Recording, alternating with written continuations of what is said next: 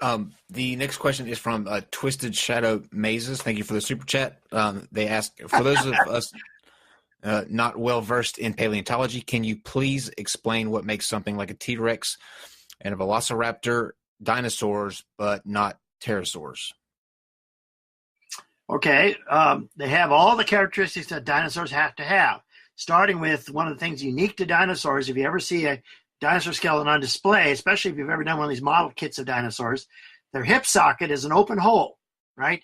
The thigh bone, with the head of the thigh bone, the head of the femur, we call it, fits in an open hole. And it's not a ball and socket joint like you have in your hip or in your shoulder or any other animal has. It's unique situation where the hole runs right through the hip joint. And that's unique to dinosaurs, not found in pterosaurs. There are a bunch of other characteristics dinosaurs have. They have, for example, reduced, and almost all have lost their pinky finger, and some of them have lost their third finger, and T-Rex is down to 2 fingers, the index finger and the thumb. That's unique to the dinosaurian hand. There's a bunch of other characteristics. It's just anatomical list that's quite long. The only place it's challenging is when you get these very, very primitive things that are almost dinosaurs but not quite, and then you see just a couple of subtle changes here and there, which is exactly what evolution would predict. Okay. The next question is from Kendall Frey. What info, if any, can be extracted from what's left of dinosaur DNA? Not much. Dinosaur DNA is about 99% degraded, even in the best circumstances. It does not survive. So contrary to Jurassic Park and Michael Crichton, that's all fiction, remember, there is no dinosaur DNA other than that of birds, of course, which is not what he's thinking, I'm sure. The next one is from the Faz. Where in Australia can I find fossils? It's tough. Australia doesn't have very many places where the rocks are eroded and uplifted because it's tectonically pretty quiet. There have been lots of late Ice Age mammals found on the old lake beds like Lake Eyre and the others in South Australia, which are now dried up but have the remains of Ice Age mammals like these big wombats the size of rhinos and kangaroos twice the size of the biggest kangaroo we have today. Those have been found in a few places, very few places like Dinosaur Cove on the south coast of New South Wales. They have things like a very small number of dinosaurs found there. My old friend Tom and Pat Rich found those. Australia is not an easy place to find dinosaurs and fossils in general. There's some places that are famous, like the Ediacara Hills and the Flinders Ranges in South Australia, that were famous for these very famous early soft-bodied impressions, the Ediacara fauna, the first multicellular animals and plants preserved in the fossil record. But finding fossils in Australia, you really have to be in the right place, and they're mostly very far away from civilization. They're in the middle of the outback. Is usually what the story is. Okay. Contrary to say, Illinois or Indiana, where I used to teach, where you can go to any outcrop and it's full of fossils. They're mostly crinoids and brachiopods, but they're fossils.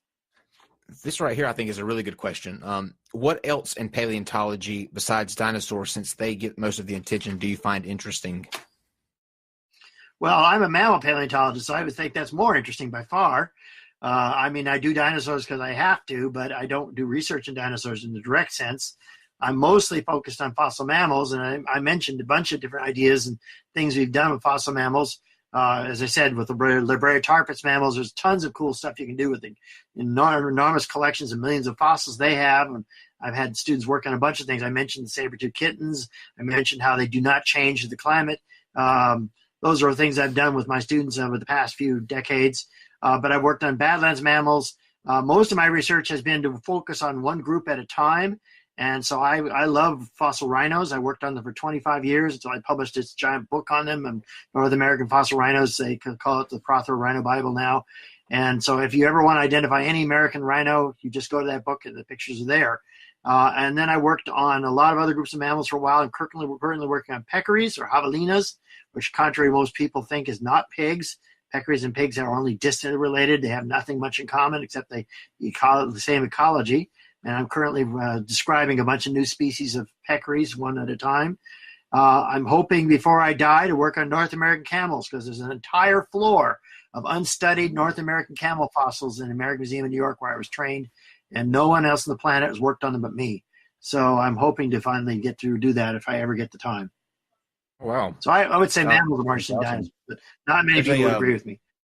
There's we've had this guest on several. Actually, he's been on 2 times, I think. But Attila the One, he is studying paleontology now, and he says, Doctor, what are your favorite fossil taxa? Glad to see you on the show. Rhinoceros Giants is one of my favorite books.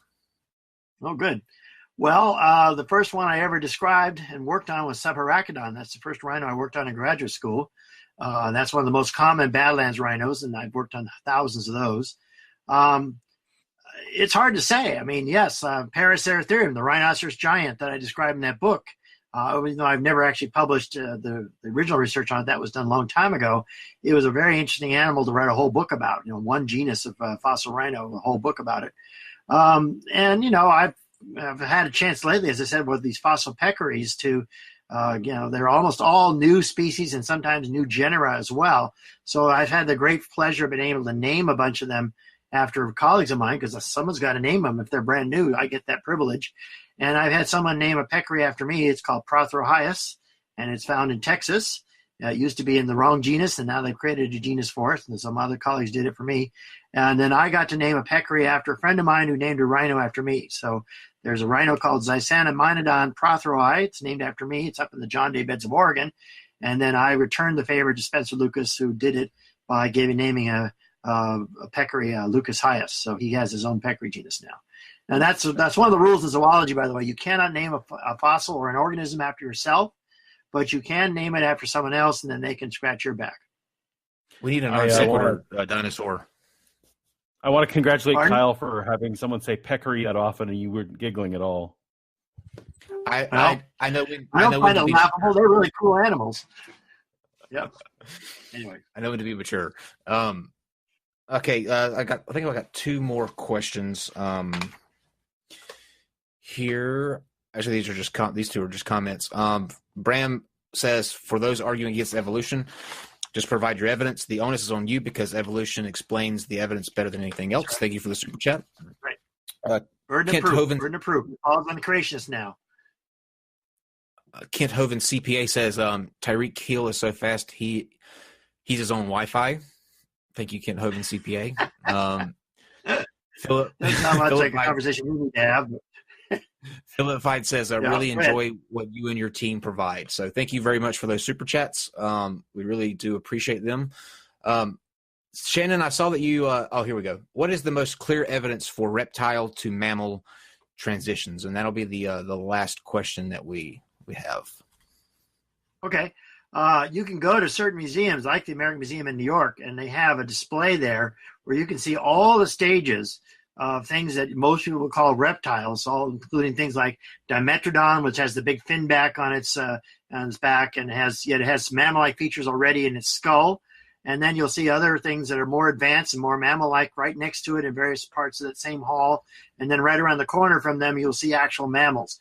And you can see all the things happening that make reptiles into mammals. The transition from a simple jaw that just has one kind of tooth on it, a simple conical tooth like all reptiles have, to a jaw that has a complete set of molars and premolars and incisors and canines, which mammals have, a jaw that's made out of one bone, the dentary, like you and I have, as opposed to what Dimetrodon has, which is many different bones, including a dentary, and all those other non-dentary bones are gradually pushed out of the jaw as the jaw becomes all dentary. And 2 of them are right now being used in your ear. The incus and malleus, the hammer and the anvil of the ear, used to be the quadrate and the articular bone of the jaw of the reptile. They're still now serving their secondary function, which is for hearing, because that's what they do in reptiles. And then the skeleton in general, does all sorts of stuff to make it look more mammalian. The limbs stop sprawling. They go underneath the body so the posture is vertical. You see that in things like Lycaenops and some of the other fossils on that display. It's a whole list of things. In my evolution book, I have a series of figures that show every one of these characteristics and how they transition. And it's what's so beautiful about it is that no single one fossil is required to do the job, that you see all these various steps at different stages along the way. When I used to teach at Occidental College, I had a really extraordinary set of specimens that I could do this with. I had them look at the skulls of very primitive reptiles, and Dimetrodon, of Thernaxodon, a few other things, and then a mammal like an opossum, and look at each one of these character states. And some of them happen early in the evolution of mammals. Some happen just before you become a mammal. And so they shows how this mosaic evolution happens in little stages, and some things happen early, some things happen late. They don't all happen at once. And I lied. There's one more question.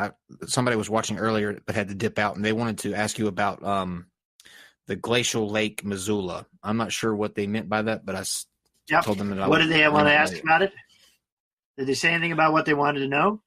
They wanted to know. Well, they just glacial said lake your opinion. Missoula, as the name applies, Missoula, Montana, western Montana, and all that area western Montana was filled at various times during the last ice age with this big glacial lake. So there would be a big glacial ice dam where Lake Coeur d'Alene is on the panhandle of Idaho, and it would block the meltwater from these glaciers and form big lakes that fill the valleys of all western Montana.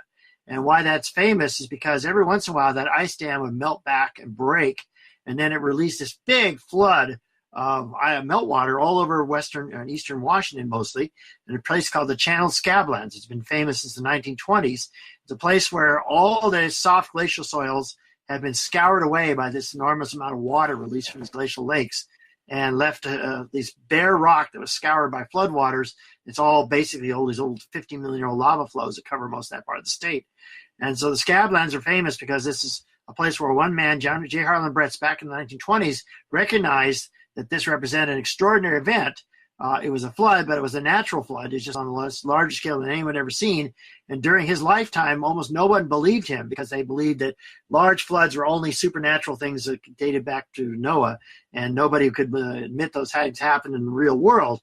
And then Bretz was finally vindicated in the 1950s when the first aerial photographs were taken over the region, and they were able to find ripple marks that were the size of buildings. And so that proved that, in fact, enormous volumes of water had flushed across that area. But it doesn't by any means have anything to do with Noah's flood, because there's no connection with that Noah's flood at all. And there's one follow-up on the question before that. Shannon wanted to know about she says she's cloudy on the transition from cold blood to warm blood and how that would work. Well, it's complicated because it happens multiple times. We know it happened, of course, in birds from some group of reptiles. The question is where. There's a big debate about how it happens in dinosaurs, so whether all dinosaurs were warm-blooded or just the small ones. There's some arguments on that both sides. It requires a series of physiological changes, but the animals do it differently. So dinosaurs, for example, probably don't develop a four-chambered heart like ours. They probably had a three-chambered heart like an alligator or a crocodile, but they have other adaptations that allow them to ventilate their bodies, like these big air chambers all through their bodies that birds have as well. Mammals do it differently. Mammals do it by developing this very complicated circulatory system that separates the blood from the four chambers of the heart. So the blood coming from the lungs goes to one path and comes back to the heart, and then becomes the blood going to the rest of the body, and vice versa. That's unique to mammals. It doesn't happen in birds the same way. And so it's a complicated story. It's hard to summarize in a short thing, but it involves many different kinds of anatomical changes. And we can see much of it if it's preserved in bones, but most of it's not.